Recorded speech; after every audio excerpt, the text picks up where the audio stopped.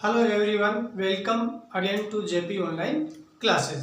पिछले वीडियो में हमने योग के द्वारा शरीर की विकृतियों को दूर करना और योग करने के सामान्य नियमों का अध्ययन किया था। आज पढ़ेंगे कि योग की को अंतर्राष्ट्रीय दिवस के रूप में मनाने का सुझाव किसने दिया और इसका सृजन अर्थात उत्पत्ति कहाँ हुई। योग और इससे होने वाले लाभों से विश्व को अवगत कराने हेतु प्रधानमंत्री नरेंद्र मोदी ने संयुक्त राष्ट्र महासभा को 21 जून को अंतर्राष्ट्रीय योग दिवस मनाने का सुझाव दिया था।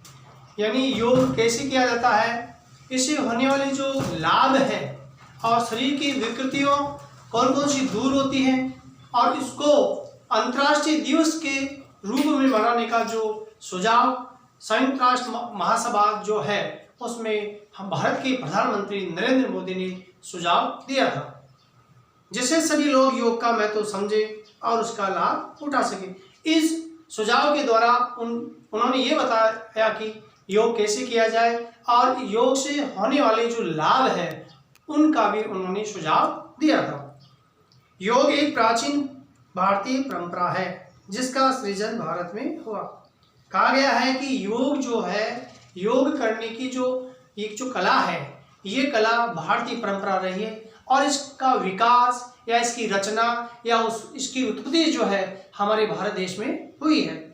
भारत में आज भी योगी इसी कला के निरंतर अभ्यास में स्वस्थ रहकर ध्यान करते हैं। आज भी भारत में जितने भी योगी, ध्यानी, ऋषि, मुनि, योगी का अर्थ होता है आत्मज्ञानी या कर्म साधना करने वाले जो व्यक्ति होते हैं, वे आज भी इसका लगातार अभ्यास कर रहे हैं और निरंतर लगातार इसका ध्यान भी कर रहे हैं और उन लोगों को फायदा भी हो रहा है। हमारे दिन प्रतिदिन के जीवन में योग से होने वाले लाभों को देखते हुए संयुक्त राष्ट्र महासभा ने 21 जून को अंतर्राष्ट्रीय योग दिवस के रूप में घोषित किया है। हम हमेशा यानी प्रतिदिन जब योग करते हैं, इससे होने वाले लाभों के द्वारा जो हमारे लाभ होते हैं, हमारे इस योग से जो हमारे को लाभ प्रदान हो रहा है, महत्व हो रहा है, इसको ध्यान में रखते हुए और पूरे विश्व ने अंतर्राष्ट्रीय स्तर पर इसको 21 जून को अंतर्राष्ट्रीय दिवस के रूप में, इसको योग दिवस के रूप में मनाने का सुझाव दिया है और इसको मानने भी लग गए हैं। प्रत्येक वर्ष 21 जून को अंतर्राष्ट्रीय योग दिवस मनाया जाता है।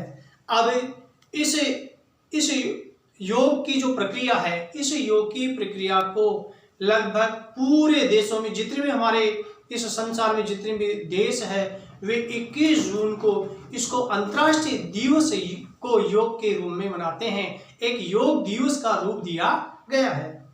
ये दिन वर्ष का सबसे लंबा दिन होता है। 21 जून जो है वे पूरे वर्ष का एक लंबा दिन होता है, जिसके कारण से इसको अंतर्राष्ट्रीय योग दिवस के रूप में चुना गया है।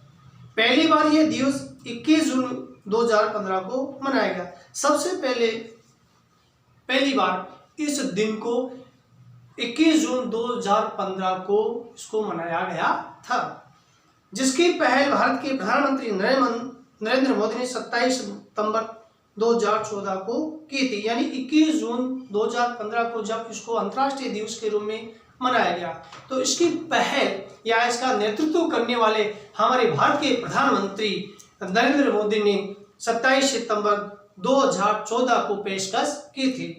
आज की आवश्यकता को देखते हुए सभी के लिए योग शिक्षा की बहुत जरूरत है। जैसे जैसे हम कोई भी काम करते हैं, आज अनेक प्रकार के और हमारे शरीर में विकृतियां पैदा हो रही है।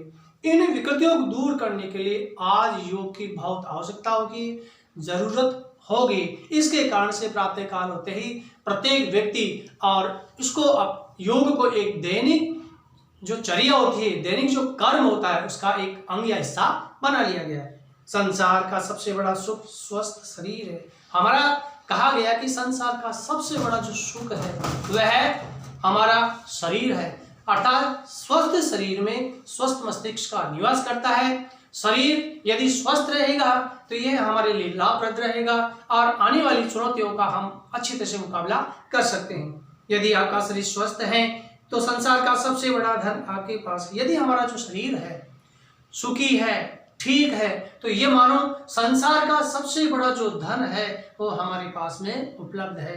तो शरीर सुखी रहेगा तो हम हर प्रकार की क्रियाएं करते रहेंगे। एक स्वस्थ व्यक्ति ही देश और समाज का हित कर सकता है।